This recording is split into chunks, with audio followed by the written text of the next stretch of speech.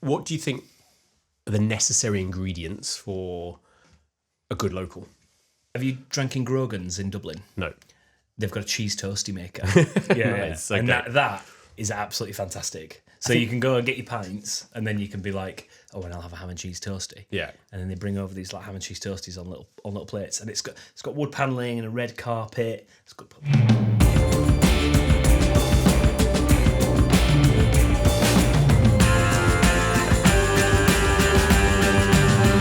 Welcome to the next episode of The Local. We're going to stop saying what the numbers are because upon request. we're not good at numbers. No. And yeah. Coding, yes. Numbers, no. So this is the next episode of The Local.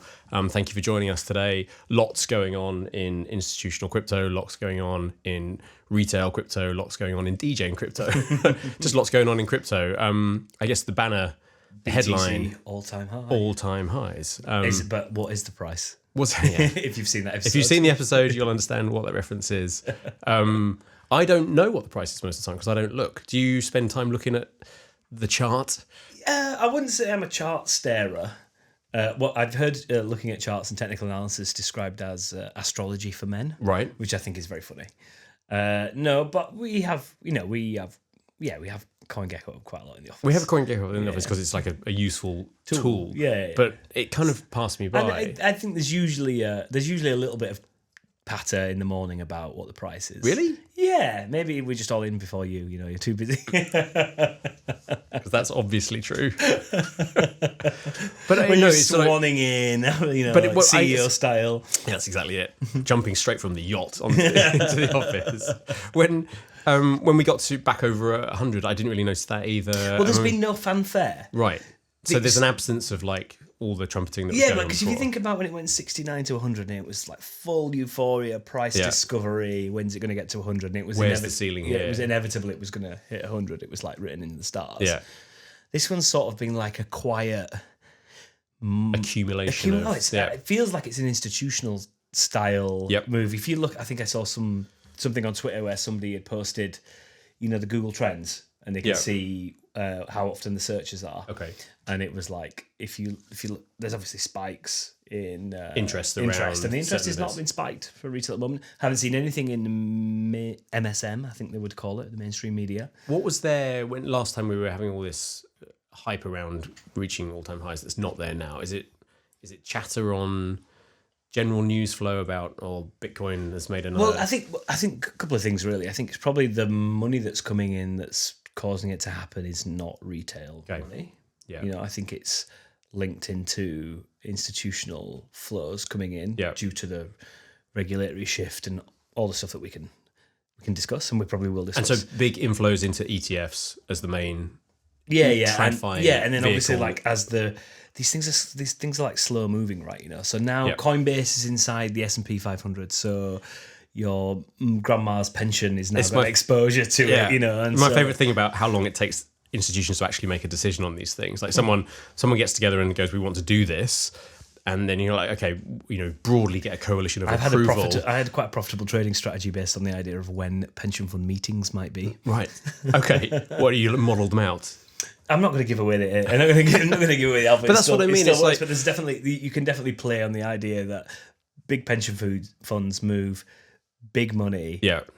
And they have to have like a meeting, and so there's a kind risk of like committee. And so you can play the cadence a little bit. They're not dynamic. Investment committee, and I guess I'm lucky to enough have been in different institutions at different sizes with those same mechanics, and it's definitely a case of it's months in terms of timelines to get people together. So I think this silent all-time high I think is institutional money coming, and I think there's a lead. Like I imagine we were going to get some because altcoins are down, right, which is where retail go. Yeah. There's no huge hype about it.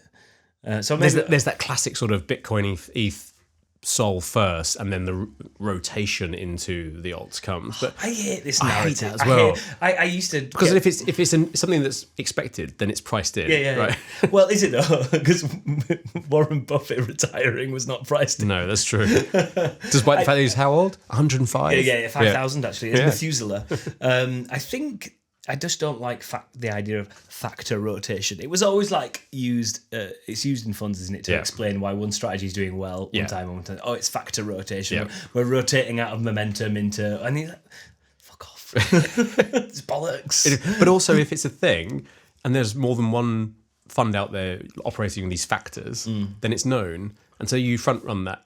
Yeah, but then isn't there a... Exactly. Yeah. So if rotation into alts was going to happen, why would you wait for the rotation to happen? You just go and get the alts now, which causes it to... But there is, I mean, I've modelled client flow in my time as a quant, and there's definitely some autocorrelation there. Right. So, do you think this lead lag is the Trump's in power? Right. Okay. We now need to call our risk committees, which takes 2 months, and now we need to call the investment committees, which takes 3 months. Or maybe and the tariff shit has sort of got in the way a bit. But and then he's kind of said he's rowing it all back, right? It was all a big bluster, and it's actually just going to row it all back, and so people are like, oh, okay. But still hitting the dollar, right, in terms of... Well, also the other question is it actually just dollar devaluation? Right. So it's all-time highs in dollars, but it's not all-time high in sterling. Right. So actually, is it maybe... What is the price of Bitcoin? Is that a nice bookend to the segment? Yeah, exactly. But I do think part of it's because of this, Genesis Act going through, stable coins being accepted.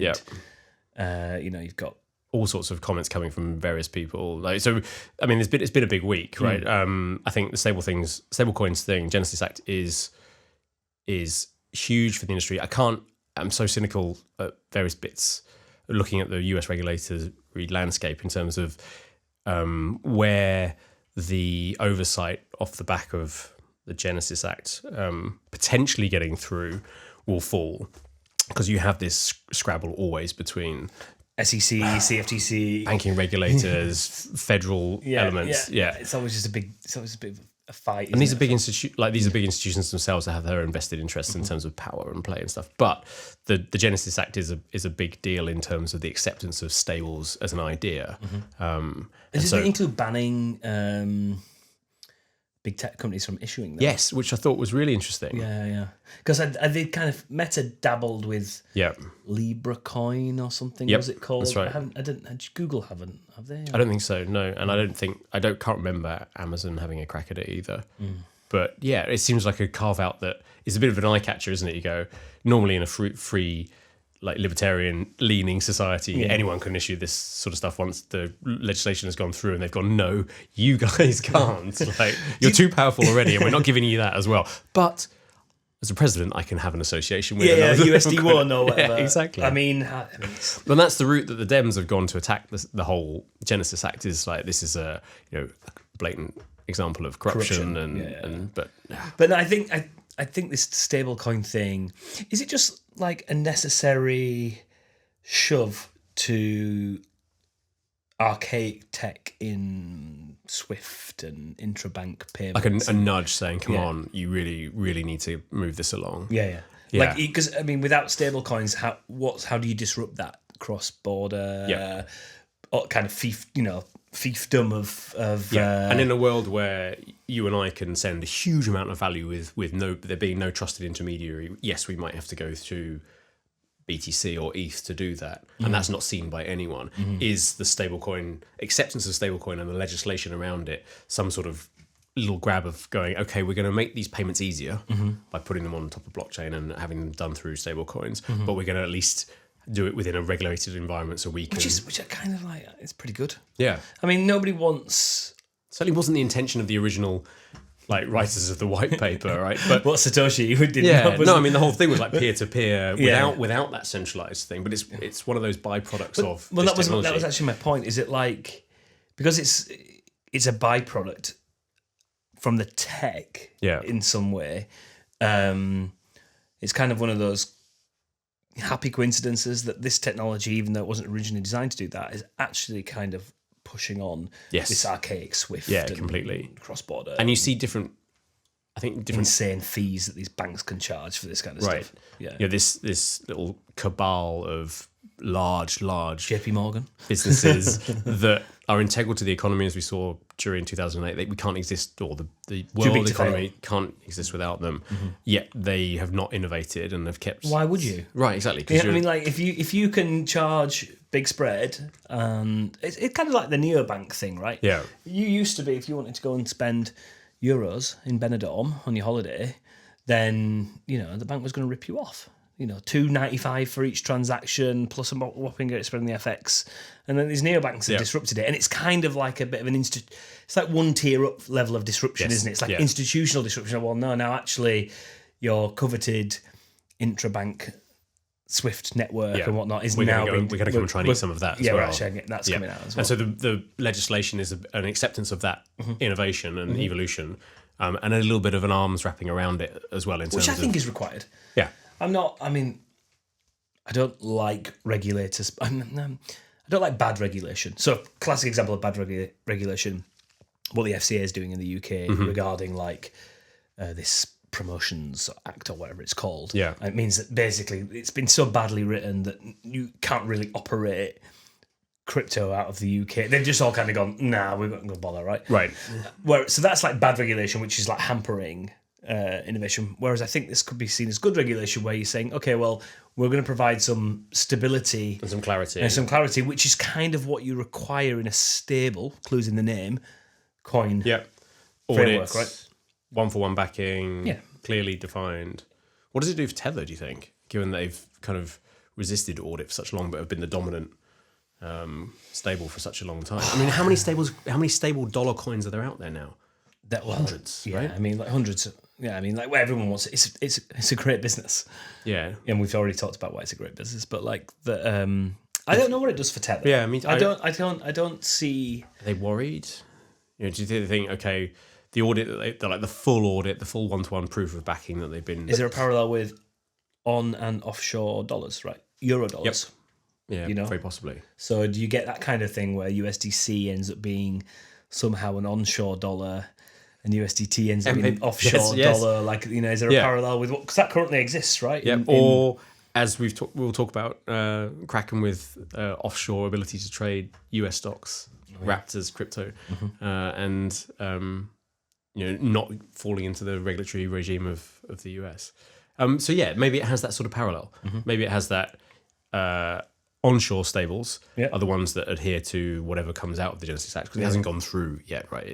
It hasn't been. Hasn't been passed into law. I'll be honest. I've been a little busy with some stuff that's not watching the news. Cracking the whip. Yeah. No, it's still got to go through various stages before it actually becomes legislation. And Is it the Senate stage or something? Right? I think so. Yeah, which is pretty far on. House of Lords, I think I'd call it. It's got a great name as well. Yeah, Genius Act. Yeah, but it's like what was it? They've got a thing of doing this. The Yanks, where they call stuff the Inflation Reduction Act. Yeah, and it's like it's very inflationary. It's like you're printing $4 trillion. No, but if we call it the Inflation Reduction Act, it's got to have that effect. I think they can sort of just kind of call stuff whatever they want. What I like about the US system is all the other stuff, the pork belly and the stuff that gets added on as the act goes through, and you find out that this one particular ward in this little county somewhere in the middle of the US is getting this strange little add-on to this huge, well-publicized act that's going through as a result. Because they needed one representative to get through. And you're like, wow, okay. That's really how it works. You don't really get that in our system, do you? I'm sure you do. It's probably a bit more smoke and mirrors and a bit more opaque. Yeah, it probably is, yeah. So, I mean, obviously big news for stables, and I think they've been the story, in my mind, they've been the story of the year. And probably continue to be the story of the year, I think. Yeah, like the clearest immediate use case most obvious use case for distributed ledger technology, and its first foray into trying to dent some of this cabal of big banks. I mean, we've got other things that are happening in the space as well. I think, obviously, Coinbase has had a big week as well. Both good and bad? Well, we talked about Coinbase last time in terms of the news coming out of that space is, and we'll talk about Kraken in a sec. The news coming out of that space, I think, is very interesting, because I view it through the lens of trying to take down, or at least become a competitor to the large banks as well. Well, yeah, I mean, right? So if they're they've all up in USDC and Circle, aren't they? It's basically theirs. Yeah. And then you've got Kraken doing the tokenized stocks, and tokenized stocks. Is this it's pushing on? Are we looking at these companies as being sort of the next generation of JPMs and cities? I think so. I mean, and there's a few out there. Robinhood have similar parallels, I think, but not coming at it through the native crypto way, whereas Coinbase, very native crypto, and Kraken, very native early crypto as well. And they're both now adding on facilities, services, which eat the lunch of some of these big incumbents. Well, yeah, I mean, like if you want to talk about, well, we can talk about Kraken if you want. Or do you want to talk about Coinbase? I don't know. I mean, Coinbase is the natural one because if we're thinking about big institutions and stable coins, the big thing is that their introduction to the S&P 500. Right, into the S&P 500, the banner index of the US equity market, and suddenly you've got a crypto company, a native crypto company that's part of it, and every mom and pop pension fund has exposure to the S&P 500 somehow, and suddenly they're getting exposure to Coinbase, and kudos on them for building a business that's got that to that level that allows or necessitates their inclusion. And then they're still shit. Well, I mean, they've had quite a week. In the S&P 500, they've had quite a week, like because whether the two were timed together or not, they obviously. There was a hack that came. We're so. Do you not think we're just so immune to all of this stuff? Though, now? The hack it, it's just like I kind of like. They saw it. I quite like the idea that they put the bounty out there, like flip reversey, Uno reverse card. Yes, exactly. It feels like a strongman move. It's like, okay, you're going to try and ransom me for 20.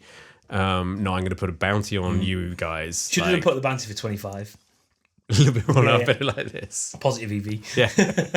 But I think that's, the world in which a company feels confident enough that its response to the situation is going to be good enough. And we saw this with Bybit now. The response to hacks seems to be not just in crypto, but just across all institutions. Really, the playbook seems to be really well known now. And if they get it right, then it mutes the panic. I think the knock-on effect for individual consumers is something that you immediately think, have I lost my funds? And if you get the response and the CEO comes out and goes, all funds are safe, you kind of just go, right, well, my details are already out there anyway. Yeah, right. I live on the internet to some extent, so if someone really wants to find out where I live or who I bank with or what my middle name is, then if they got the chops to do a hack, then they probably got the chops to find that information out. Exactly. Yeah. And so the strong man, I'm going to put a bounty on you, I really liked. And I think there's a bit of like Teflon to it. Yeah. Like a bit like, well, okay. Like, okay, yeah, you could. People want to hype it. Oh, it's a really bad thing. I don't know if people actually care that much. Hit the stock 7%.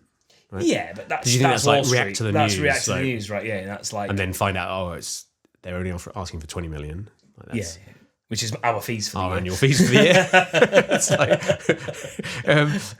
it's not that big of a deal, and they seem to be responding to it as well. Oh, and all customer funds are safe. It's a non-news event. Yeah, exactly. Yeah. So big week for them. Yeah. And they reduced your chart feature that you requested for originally on the local. I think actually Brian is dialing in. I'd be surprised if he wasn't. Yeah. I mean, I'd be very surprised. Guess next week. Can we confirm that? I think he's guess next week. I think he might be a bit busy. Really? Yeah. Running for next week. Yeah. For next week. Yeah. But week after. We go. Guaranteed. So, but in the context of the wider institutional adoption, I think the Coinbase in the S&P 500 obviously big news. I think Kraken's moves are, in my opinion, directly in competition with Coinbase because we've always viewed them as quite a slow-moving venue, right? They've been around for a long time, but the innovation hasn't been that strong. Very secure. And that's why these secure guys seem to be able to get away with charging big fees. Yeah. Like they're kind of like secure and compliant, and you kind of know that, like, Kraken continues to operate in the UK when everyone else kind of pulled out and whatnot. And so which is a big deal. I mean, if you want to off ramp in the UK now, Coinbase expensive. Kraken still possible. Yeah. I mean, there's a couple of others as well. I think you can maybe go via Gemini and stuff, but they've been the one. And they've been around for ages, right? They've always been. But from a trading market making perspective, it's always been an expensive venue. Expensive and interesting technology. Certainly not like the most advanced, but. Evolving rapidly, and I think I don't know, but my assumption is in my head I see them now trying to do what Coinbase are doing and okay, we're crypto OGs, we're crypto natives, we're going to try and take down some of these incumbent financial institutions. It's like there's a split of the Western crypto companies and the Asian crypto companies, and very different approach, and it's different approaches, isn't it? And I think that what you're seeing is like Kraken and Coinbase be compliant and go after that sort of very developed and financialized market and try and do things in that way. And then you've got the Asian players who are probably a little bit more still in the 2021 frenzy, sort of like putting out big promotions out there, trying to get a lot of retail flow. A bit more gamified. Yeah, gamified. A bit more, which is, I think, is probably... It's just a cultural difference. Well, I was just going to say, it's a cultural thing that we possibly don't understand as well. Or very likely don't understand. But you're not going to see Binance or Bybit offering tokenized US stocks. No, but you did. They tried. Binance did. They went that route in 21. And so, the Kraken thing, for anyone who isn't aware, Kraken are now offering or going to offer 24-hour out-of-hours trading of US stocks, wrapped in crypto, and backed by... Instant settlement? Backed by a company called Backed. So, custodied with Backed. Yeah. And so instant settlement. So they're taking the risk on that? Ability to trade out of hours, Saturdays, Sundays and stuff. And it's great. That's a good innovation, I think. And we've seen the industry moving towards longer trading hours in general across all asset classes. This is because of this, like... The amount of people who trade now is so much larger than it used to be when you were a lad. It's the financialization of everything. It's like, can't get away from it. Blockchainification of it all after. Right. Yeah. And so, yes, I mean, but this is not a new attempt either, right? Well, and we were talking about this pre-recording, weren't we? I think Synthetics had a go at it. They're still around, but they're not offering it now. FTX, I remember, had a little bash at it. Really, wrapped stocks in there. Yeah. Binance tried it in Mirror. Was 21. That one as well? I think Mirror might have been one. Yeah. And I mean, in the traditional finance world, this is coming anyway. NASDAQ this year, we're going to go 24 hours, 5 days a week. I think NYSE and maybe LSE had similar announcements the year before, or at least we're looking at it. And then that will bleed into the weekend as well quite quickly. So, I mean, kudos on Kraken for actually doing it and partnering with crypto native businesses to do it as well. It's putting them in competition with your big incumbents like your Vanguards, your HLs, your Interactive Brokers, your even like your Robinhoods. Your Robinhoods, and it's putting them in a way in competition with those guys, but they're the only one who's doing it with the crypto rails. Right? Yeah. So it'd be interesting to see what the uptake is, because it's a big market, right? It's a big market, and at the same time, they or maybe not at the same time, but they also have stock trading on Kraken now. If you're in the US, but would you ever? Well. This is maybe a question. We're pretty in the space, right? Yeah. Would you ever move your personal account stock holdings from, I don't know who your broker is, but whatever, say it's HL or Vanguard or whatever? Yeah.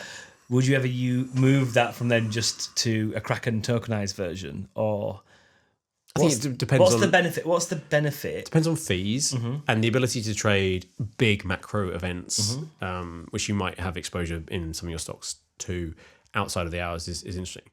Maybe it's just I'm not going to move everything across. Yeah, but maybe it's just me the way I approach it. But my PA, I've got my set and forget, which is just holding ETFs and some single names. Someone else can manage that. Yeah. And then my gambling is like perps and I use like IG or something like that. You know, for my I want to get super long. I'm going to do 100x leverage long oil trade because you don't call it gambling. Call it faster investing or like. No, I do call it gambling because it's tax free. Okay, CFDs then. Yeah. Spread betting. But yeah, I mean, like, I don't see, maybe it's just I don't see how I would start punting them on there, or at least holding them. I think you're right. I think it's a great headline for them because it takes it to Coinbase a little bit. I think it's a win for Solana, given that they're it's on Solana, isn't it? They're using the Solana rail, so that like even though they just launched, Kraken just launched an EVM compatible. Move fast, forget things. But I think so. It's a win for Solana. It was great for Backed. Fair play to them for getting it out. I don't think it's that revolutionary. Yeah, we'll see what the uptake is. I think. I mean, I have a kind of little cynical snigger because it means that there's more people in TradFi are having to bear the pain of 365 24 hours a day as well. You're like, because there's going to be market makers that will be covering they're not all going to be in right? Leadenhall Market at 4:30 on the beers then anymore. No, and this will, as all of the other equity markets, whatever, become 24/7 365, then they'll all look like me, really tired. He's actually only 18. 18 years old. Amazing career.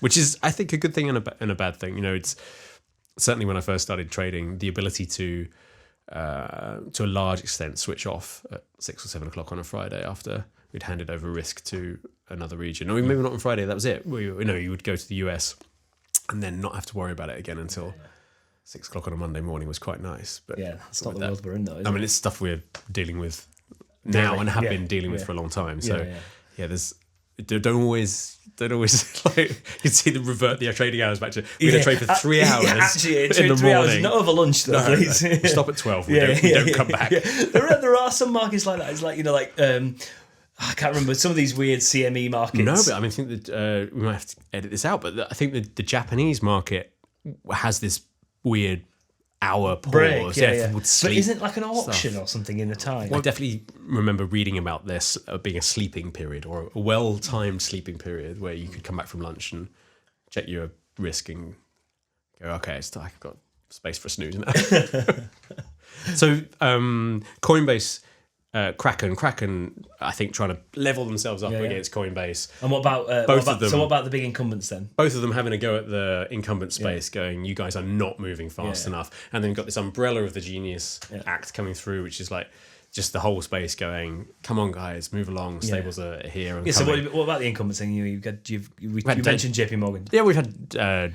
what's he come out and said? Mr. Diamond out again saying... Does he like Bitcoin now? Or not? No, he doesn't like Bitcoin, but he respects your right to buy it. Right, okay. In the same way that, I think the quote was, I'm going to mash it up, he respects your right to have a beer, although it might not be great for your health, or have a cigarette, it might not be great for your health, or whatever. So he's like, I respect your right to Bitcoin, it might not be great for your portfolio. Yeah, but it's like, great for my fees. Yeah. Do you think he's just annoyed that he called it wrong?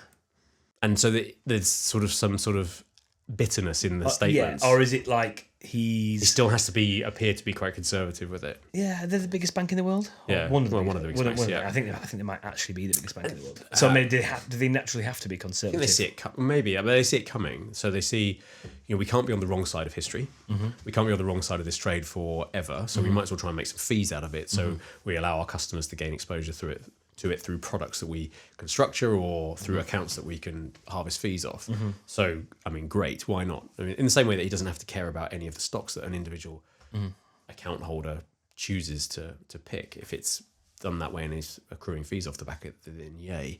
I just don't understand why he's so virulently against a new asset class. Is it like, just like...